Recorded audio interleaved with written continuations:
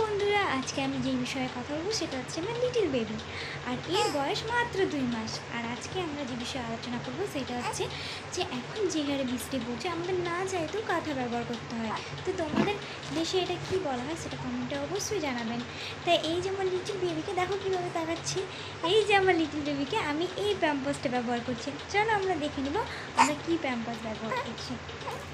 প্রথমে তো প্যাম্পাস ব্যবহার করছিলাম, এখন যে ডায়াপারটা ব্যবহার করছি সেটা হচ্ছে লাভ ল্যাপের। আর এটা খুব সুন্দর এবং খুব কমফোর্টেবল। আর এই যে তোমরা দেখতে পাচ্ছ এখানে পুরো অ্যালোভেরা জেলের আছে। আর এটা খুব বেবিকে খুব একদম এতটা সফট, বেবিকে এত মানে কি বলবো, যেটাকে বলে আর কি, মানে ও প্রচণ্ড আরাম পাচ্ছে, এটা পরে কমফোর্টেবল ফিল করছে। আর এই দেখো ও পরেই আছে।